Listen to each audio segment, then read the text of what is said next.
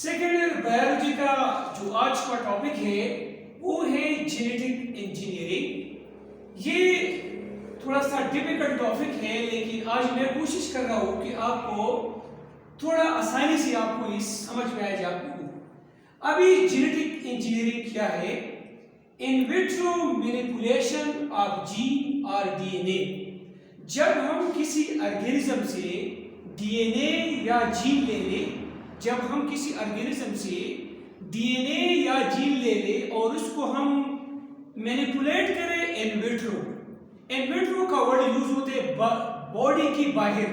Suppose हम किसी organism से जीन लेते हैं या डीएनए लेते हैं और हम क्या करते हैं, हम इस जीन या इस डीएनए को अपने हाथों से मैनिपुलेट करते हैं।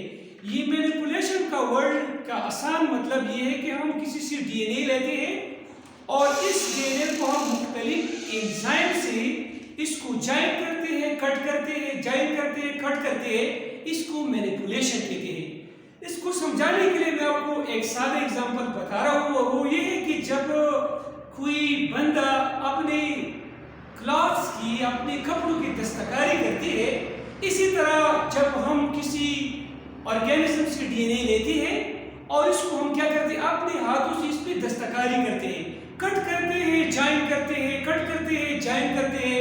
इसको हम क्या कहते हैं? Genetic engineering. ये जेनेटिक इंजीनियरिंग जो है बेटा, ये असल में इंजीनियरिंग का फील्ड है, लेकिन ये बायोलॉजिस्ट ने उससे चुराया है। वो किस तरह चुराया है? जिस तरह के एक इंजीनियर जो है बिल्डिंग बनाते हैं, इसी तरह मुख्तलिफ किस्म की चीजें बनाते हैं, इसी तरह हम जीन से और मुख्तलिफ डिफरेंट टाइप ऑफ प्रोडक्ट बना सकते हैं। इसको हम जेनेटिक इंजीनियरिंग कहते हैं। अभी जेनेटिक इंजीनियरिंग के लिए जो मेजर स्टेप्स है एपीएससी की बुक में, सबसे पहला क्या है कि सबसे पहले है isolation of desire gene. Isolation of desire gene का क्या मतलब है, मैं आपको बता रहा हूँ। सपोज आप ऑस्ट्रेलिया गए हैं और आप यहाँ पर आपने एक खाव देखा है जो बहुत ज्यादा मिल्क भी देते हैं, बच्चे भी ज्यादा देते हैं और साथ साथ में खूबसूरत भी है। अभी ये ऑस्ट्रेलिया से आपने ये खाव जो है वो किस तरह लेना है, तो आपने इसके लिए टेक्निक यूज करना है। इस खाव से आपने जीन आइसोलेट करने हैं, वो जीन आपका डिजायर जीन हो। इसी तरह अगर किसी को डायबिटीज का पेशेंट है, इसका पेनक्रियाज काम कर नहीं रहा है, तो आपने क्या करना है, तो आपने पेनक्रियाज को किसी से लेना नहीं है, आपने क्या करना है, इसको इंसुलिन देना है। तो ये इंसुलिन भी आप क्या करते हैं, इसका जीन ले सकते हैं और जेनेटिक इंजीनियरिंग के जरिए आप आर्टिफिशियली इंजीनियर इंसुलिन बना सकते हैं। तो सबसे पहला स्टेप क्या होगा जेनेटिक इंजीनियरिंग में कि आपने क्या करना है, आपने आइसोलेशन ऑफ डिजायर जीन का आइसोलेशन करना है। अब एक क्वेश्चन अराइज होता है कि मुख्तलिफ किस्म के ऑर्गेनिजम्स होते हैं जिससे आप मुख्तलिफ तरीकों से जीन आइसोलेट कर सकते हैं। तो आपको पता है क्या, अगर ऐसा ऑर्गेनिज्म जिसमें सिल्वर हो, ऐसा ऑर्गेनिज्म जिसमें सिल्वर हो, तो इस आपने किस तरह इससे जीन आइसोलेट करना है। तो अगर ये बैक्टीरिया है, अगर ये ऑर्गेनिज्म बैक्टीरिया है, तो बैक्टीरिया से आपने किस तरह जीन आइसोलेट करना है। तो मैंने बेटा आपको बताया था कि बैक्टीरिया का सेल वॉल जो है एक खास किस्म का शुगर मॉलिक्यूल से बना होता है और इस शुगर मॉलिक्यूल का नाम है पेप्टिडोग्लाइकेन या म्यूरिन। अभी ये पेप्टिडोग्लाइकेन और म्यूरिन जो है ये दो मोनोसेकेराइड से बना है। एक का नाम है नेम और दूसरी का नाम है एन एसिटाइल म्यूरिक एसिड और दूसरे का है एन एसिटाइल ग्लूकोसामाइन।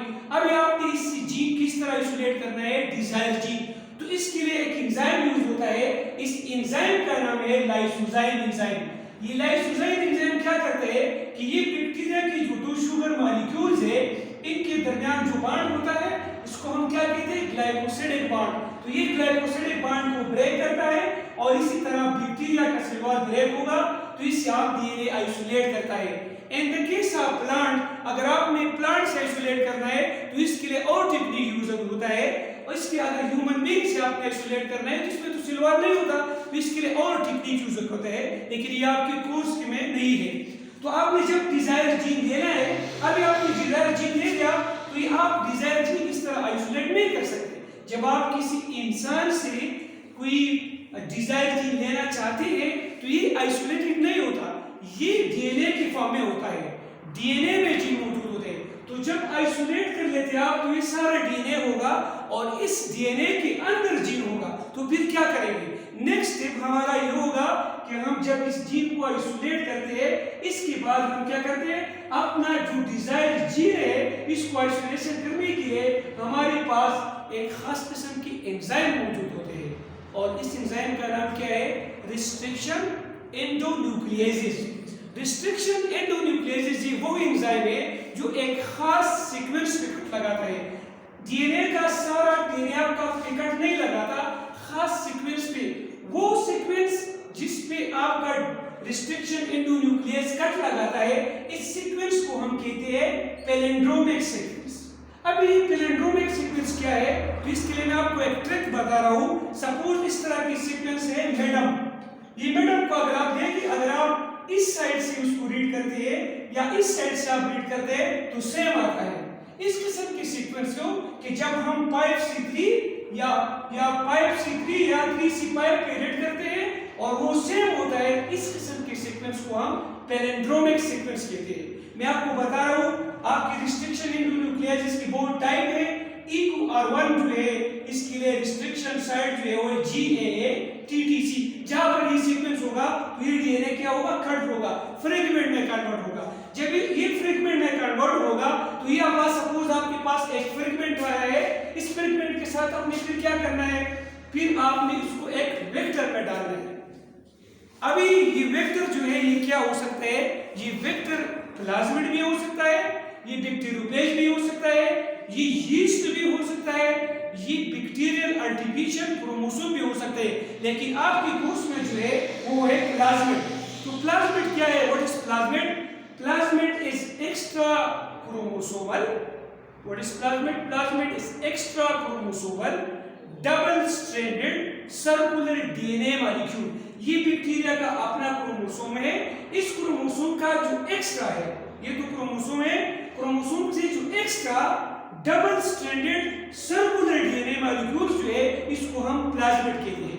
अब ये क्वेश्चन राइज होता है कि ये प्लाज्मिड हम क्यों जेनेटिक इंजीनियरिंग में यूज करते हैं? तो इसमें एक बहुत इंपॉर्टेंट प्रॉपर्टी है और वो प्रॉपर्टी ये है कि ये प्लाज्मिड बैक्टीरिया के क्रोमोसोम पे डिपेंड नहीं करता।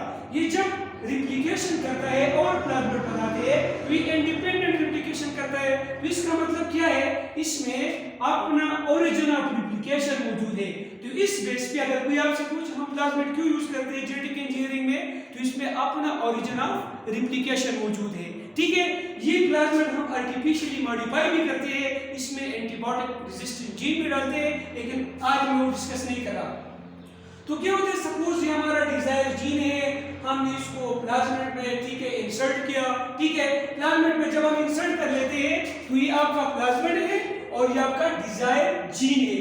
तो दो डिफरेंट सोर्स से हमने डीएनए ले लिए, दो डिफरेंट सोर्सेस से हमने अपना डीएनए ले लिया है। तो दो डिफरेंट सोर्सेस से आप डीएनए लेते हैं तो ये रिकम्बिनेंट बन गया। ये क्या बन गया? रिकम्बिनेंट बन गया। इस किस्म के डीएनए को कि जो आपने दो डिफरेंट सोर्स से ले लिए, इस किस्म के डीएनए को हम कहते हैं रिकम्बिनेंट डीएनए। क्या कहते हैं?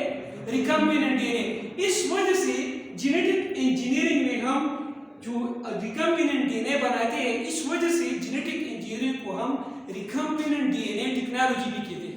क्या कहते हैं? Recombinant DNA technology. तो ये रिकम्बिनेंट डीएनए जब बनते हैं, नेक्स्ट हम क्या करते हैं कि इस रिकम्बिनेंट डीएनए को जब हम क्या करते हैं एक और होस्ट में इंसर्ट करते हैं। ये होस्ट बैक्टीरिया भी हो सकता है, ये प्लांट भी हो सकता है। ठीक है, लेकिन आपके कोर्स में एफएससी के कोर्स में बैक्टीरिया है, तो इसमें बैक्टीरिया में हम इस ट्रांसफर करते हैं और इस होस्ट का नाम है एक्सप्रेशन वेक्टर। इस होस्ट का क्या नाम है?